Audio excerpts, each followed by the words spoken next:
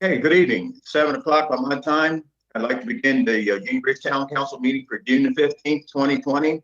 And this is a virtual meeting. We are not back in the office yet because of trying to keep distancing. So we'll have this virtual meeting. At this time, everybody's had a chance to read over their minutes and operating statements from May and June 8th meeting. We're in line for a motion to approve those. I'll make a motion that we approve the May operating statements, May 11, 2020 council meeting minutes, June 8, 2020 public hearing minutes, June 8, 2020 special meeting work session minutes, and Quantum's financial statement for May 2020. I'll second it. Okay, we have a motion and a second. Are there any questions? Hearing none, all those in favor, ayes? Aye. Aye. Opposed? Okay, thank you very much. Motion carried. Okay, we'll go right into the mayor's report. First thing I'd like to have, in January, we appointed Tom Marble as the alternate to the planning and zoning. He replaced Josh Buss that was on there, and Josh's original term was over in June of 2020. So therefore, when we appointed Tom as fill-in, now we have to appoint him for the full term. And I'd like the council to seriously think about appointing Tom Marble as the alternate for the planning and zoning. We need this on a motion. Good. Need a motion? Yes, we do. I'll make a motion. We appoint Tom Marble for the position. I'll second that. Okay, we have a motion and a second. Any questions? Hearing none, all those in favor, ayes? Aye. Motion carried. Thank you. Okay, next thing I have is, and I guess, Donald, you're aware of we had a statement come from the MML at ATR funding, what they're proposing for this year. Unfortunately, we're probably going to be cut again. Just come today. It looks like this year we're going to be cut back to $60,194.81. Next year it will increase a little bit back up to $65,917.27. That's just roughly right now because of what's been going on this year. We're hoping they don't cut any more, but we're hoping it's not going to get any worse than that. So that's what they're telling us to work with our budgets on for this year. Hopefully it won't change, but I know they're not going to give us any more. I hope that it won't take any more. So we'll have to work with that for this year. I'm going to check with Jeff Daggett's on the parking pad and the ramp for the kayaks because I haven't heard anything about that. Of course, I know the county has had only partial crews working for the last several weeks, but this is wonderful kayaking weather, and I'm gonna check what the updates. Yeah, it's going to be. I think most of those people went back to work full time this week, so hopefully another couple of weeks or so. I know that's not a top priority, but see that put in so that people can use it. Maryland is one of the top states as far as census reporting.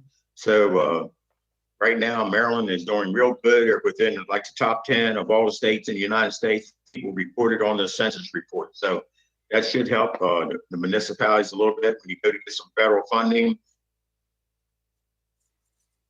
You know, although we're not as good in Carroll County as a lot of the other counties because they're counting heads in a household.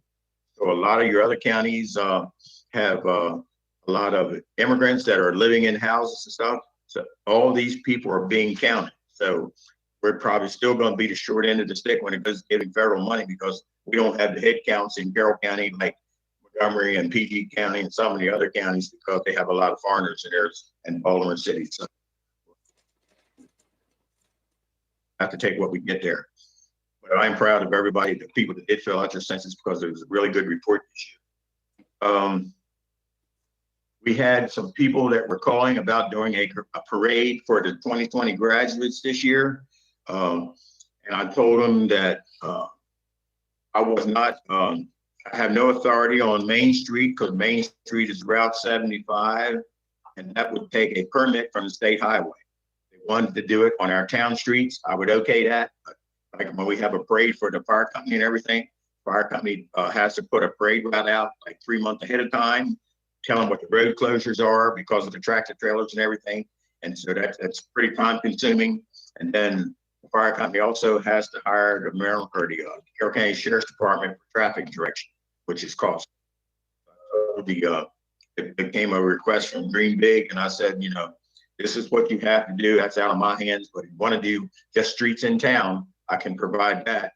And if you want to just cross over Main Street and all, we can handle that. But I can't give you permission to do Route 75. That's Main Street. So if you hear anything about me not okaying a parade, that's the reason why. And most of us know that because we've been involved with parades in Union Bridge. That is state highway. It's not us. We're still having conference calls. The mayors and elected officials are still having conference calls every Friday with the governor's staff in reference to COVID-19. And we get an update of every week of what they're going to do and what's been happening with the numbers and everything like that. So we have a conference call every Friday with that. Hopefully, I don't know how long that's going to continue going, but it's been ever since this thing started for months now. I'm still having a meeting every week with the mayors of Carroll County. We have a virtual meeting every week discussing about what's going on in their towns and what we can do to help get businesses open. That's been very productive. Hopefully we'll continue to have those even after this is over, because I think it's mayors here that we take care of a lot of business there. And I'd like your wishes on this. MML President Spiegel put out a letter last week through the Maryland Municipal League, and he's asking all the towns to sign on to it. And there's all the towns I see so far are doing it, but I wanted to make sure it was okay with my council first. He wrote a letter, a statement with injustice statement, reference to what went on out in Minneapolis and everything. So it's coming from the MML, but the President Spiegel had wrote this letter, and he's asking all the municipalities to sign on. We're probably, most of the municipalities already done it. The mayors have done it. He didn't ask their councils, but I don't know if any of you seen the letter. It is available on the MML website. It's nothing other than saying that, you know, with what happened in Minneapolis, it was injustice, and everybody supported what they were doing.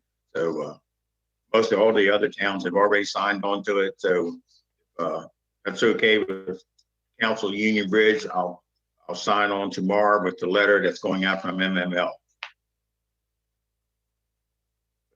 What's your wishes on that? I read the letter, Perry. I'm all for you signing it. I also read the letter. I'm okay with it. Okay. I'm okay with it too, Barry. Okay.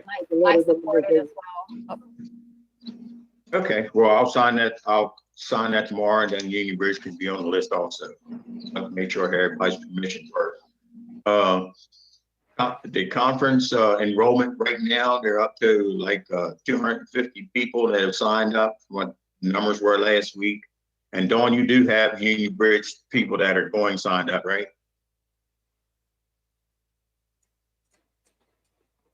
Yes, I do. Okay, thank you. And Ellen has already did the banner contest thing, so that's in. The only other thing, we're talking about banners, the military banners that we have hanging on the poles in Union Bridge. They did increase the banner cost this year to $105 per banner.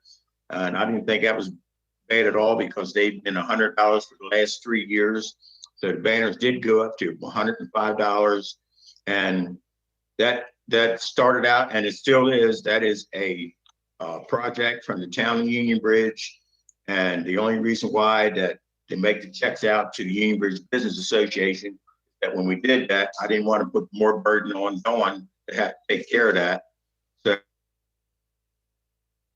So Business Association, the checks are made up to the Business Association, but it is a Union Bridge town project. I want to get that mistaken because I had some phone calls that other people in town taking credit for that. I don't care who takes credit for something, but I don't want people that had nothing to do with it taking credit and saying that they're responsible for it because they did it. Bunch of crap. I'm not going to put up on lies that taking credit for something they didn't do. I won't have to go up on the street and call them out on it, but I will if I have to. That is about all that I have on my agenda for this evening. So at this time, we'll go to John Maguire, our attorney. All right, thank you, Perry. I have an update on the Citizens UB Solar site plan. It's been moving kind of slowly because the county hasn't been well equipped to take on the pre-submittal meetings that they ordinarily have when they do an intake on a site plan. And that's been complicated a little bit by the fact that the area involved in the solar project is partly in the town and partly in the county, and will remain that way during most of the review process. Although ultimately we all know, and the county knows, that the rest of the land will be annexed. So Ned Cuman had some communications with the County Bureau of Development Review. Ned asked me to write a letter to the county to sort of clarify that the town wants the county to proceed as the primary review agency and to keep the town in the loop to comment as the project goes forward. So that seems to be, I've talked to the supervisor, Tom Devilbus, in that office, and I think we've got that pretty much ironed out. I don't know that a pre-submittal conference has yet been scheduled. I have some indication that they may have submitted the form to ask for it. I know that Ned and me would like to be part of that pre-submittal meeting. I don't know that there are many legal issues as they start to review the design of the plan, but I do want to be involved up front so that they understand the settlement agreement we have through the PSC and the dynamics of the annexation. So that's, I think, getting close to getting into the county system, and probably alert the Planning Commission, which does meet this week for the first time in several months, that is happening, because ultimately they will be jointly reviewing those plans as they come through the system. And I see Amy smiling about that. So I see that she's enthusiastic about beginning that project. So that's the status on the site plan, but does appear that they've got their engineers moving forward to ultimately go to the pre-submittal meeting. At that point, they get a file number with the county, which enables them to file the actual site plan, which would be, I'm sure, a voluminous number of sheets and landscaping and stormwater management and all the things that need to be reviewed and approved. Kind of incidental to that, the county has contacted me, Chris Hine at the county, because they seem to be ready to get our stormwater management project back on track. That's the 2 acres in the conservation area. And I've been able to report to Chris that the Public Service Commission order is now final and non-appealable. So he can rely on the option that we have in the settlement agreement to acquire the 2 acres or so that they need to do that project. So I don't have a time frame to report to you, but Chris has shown an interest, so I do think we're getting back on the schedule. They had pulled that off the schedule as a result of the waiting for the Public Service Commission. And then the only other thing I have to report is that the Planning Commission will meet on Thursday. We'll probably talk about that a little bit. It will also have up for approval the request from Jackson Ridge to extend their approval another year. You all know that seems to be happening pretty routinely for the past dozen years or so. So this is that same renewal of their approval. Also, we will bring the draft ordinance 316, to the Planning Commission for comment. It's already been distributed to them. That would do two things.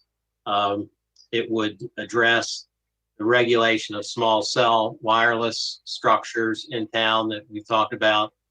And it would also allow non-residents to serve as zoning administrator. It's also something that you talked about. So what we'll be looking for from the Planning Commission is a recommendation to council.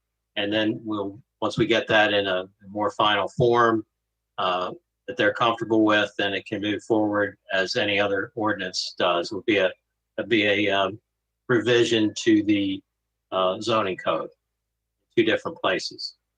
And that's all I have, Mayor. Okay, thank you, John. Okay,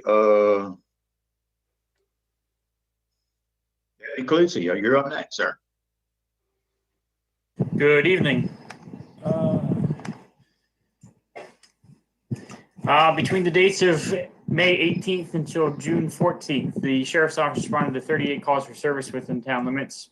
Out of those calls for service, only 2 required reports, which were the following. On May 22nd at approximately 12:12 a.m., deputies responded to the 100 block of George Street in reference to a domestic. Upon arrival, it was learned that known parties got into a physical altercation over finances. No injuries were observed. Both parties were referred to the District Court Commissioner's Office to file their own charges. The case remains open.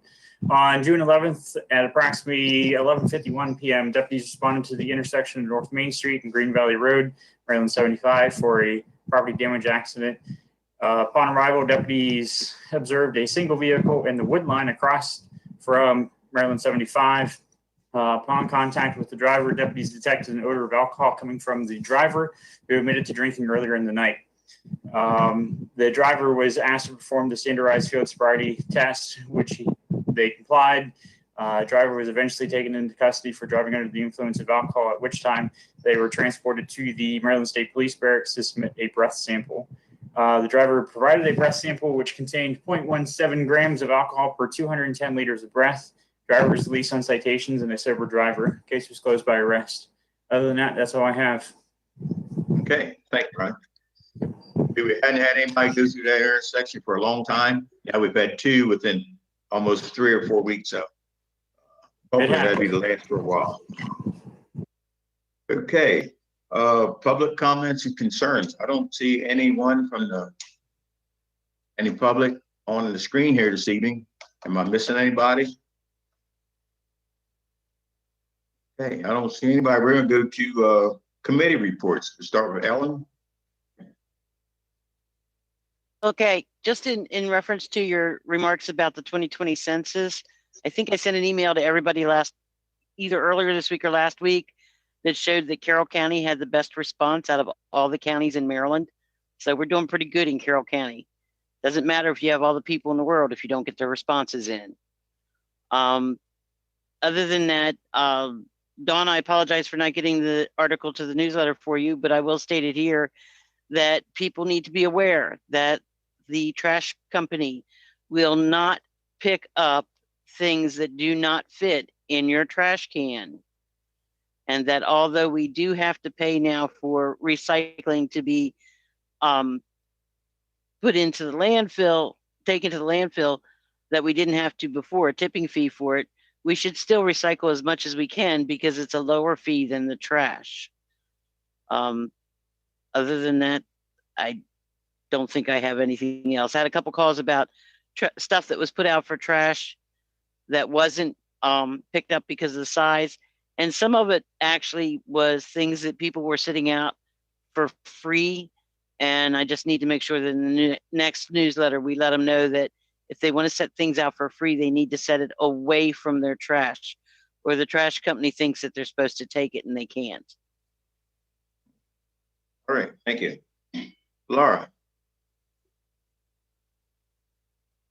All right, so I ordered the brackets from Shepherd Aluminum, and they called my house and town hall today to let us know that they are in. So I'll be picking them up very quick, very soon, either tomorrow or Wednesday. But that's all I have.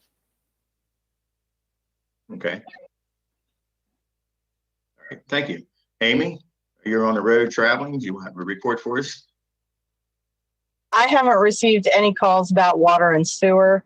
I did receive a couple calls about the letters about the insurance for the water lines, and just explained to the individuals when they called. And I told them if they had any questions to either call me, call the company, or call town hall. But that was it. Thank you. I know the letters are going out, and if you read it, it's self-explanatory, and it's very cheap insurance, really. If somebody has a water or sewer problem, you know, a couple $100 a year is very, very cheap if you have to replace a water line, right, Edgar? That's right. Okay, you may as well go ahead, Edgar, while you're there. Yeah, I don't have anything on it at this time. Okay. Donald.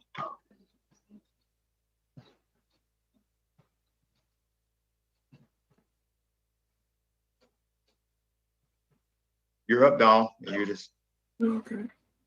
Right, I met with White Pine last Friday or last Tuesday. We went over a number of the streets. We'll see what the estimates are when we get them back.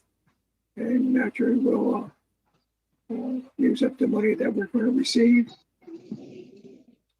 Also, Chris Harrison and I went down to Lewisburg Saturday and picked up a big cable that was donated that will be putting in the park up at the sycamore tree at the far end, where it seems that most people are gathering now on account of the little sandbar we have in the water that the kids are really enjoying. And I also put up a swing up at that same area with a sign that states swing at own risk.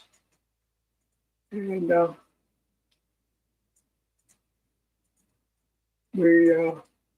today I happened to show Perry and Dawn a video that I took down there in the park of this deer that actually walked up within 30 feet of me.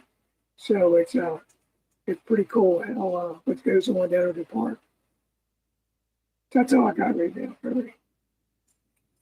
hey, maybe we might have to put up no hunting signs down there after a while. I mean, Yeah. Buck was walking right up toward Donald. We have a petting zoo. Yes. Okay, I don't have anything else. We'd still like to thank all the businesses in town that tried to stay open, or at least were during their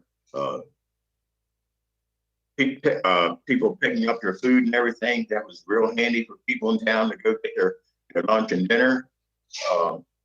Most of them are going to be either opened up this weekend or opening up next week. They're going to open back up, but they're still going to have to keep their distancing inside.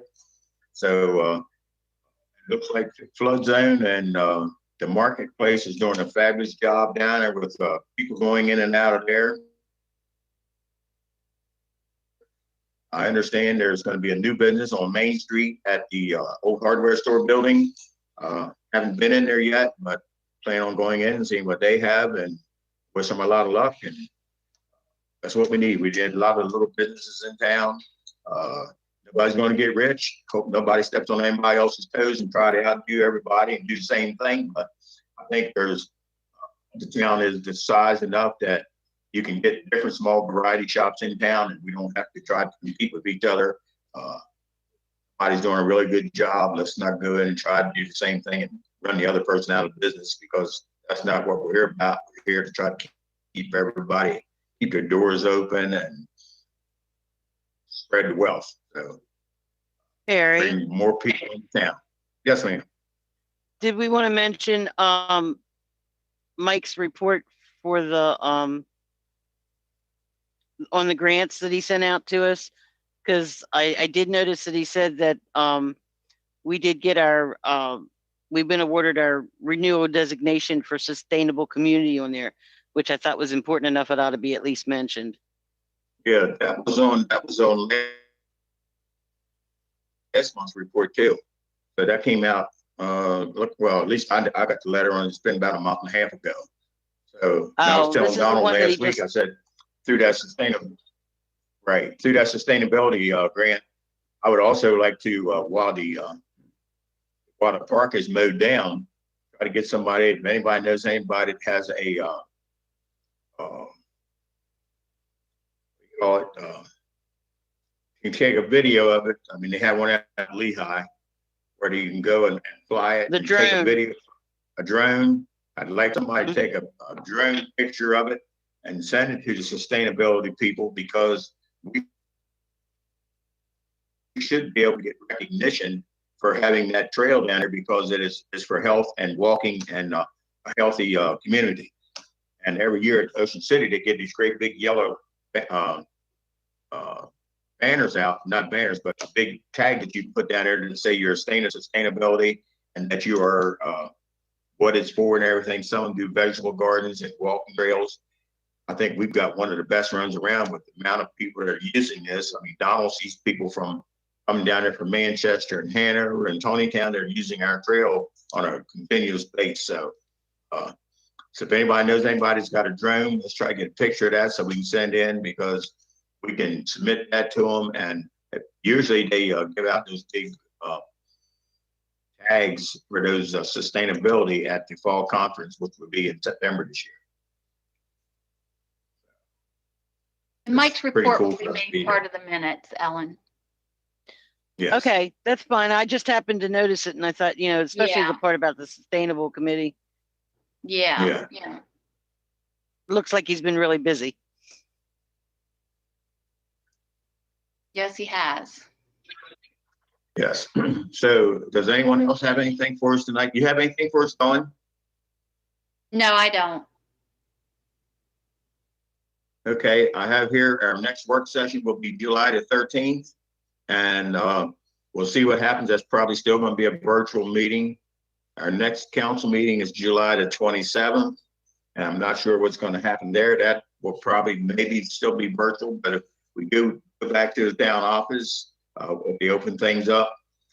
People just have to be aware that when they come in, they have to come in, they have to have their temperature checked. If their temperature isn't right, we're going to ask them to leave. They might have to wear a mask when in the building, but that's providing that the temperature probes come in that we ordered. So I don't know whether that's going to be here yet or not, but we have to also see what the governor next phase is going to be. Everybody seems to think he's going to, by the end of the month, he's going to open things up, back up to phase 3. I don't know that in fact, there's been no indication in our weekly meetings about that. I think right now they're going just week to week, and they're looking at the numbers of hospitalizations, which right now they're going down. Hopefully they'll continue to go down, because when you look at the crowds that we've had at Ocean City and other variety of things that's been going on the past couple of weeks, with all the protesting and everything, there's hundreds and thousands of people out there that's gathered in groups, and that's not what we're looking for right now. So hopefully the numbers won't start to rise again. They'll continue to go down, and hopefully we can get back to normal one of these days. Anyone else has anything? We're in line for adjournment. I'll make a motion to adjourn. I'll second I'll it. second. Right, wants to adjourn. Okay. A motion and a second to adjourn. Any questions? All those in favor, ayes. Aye. Opposed, motion's carried. Thank you very much, and we'll see you next month. Thank you.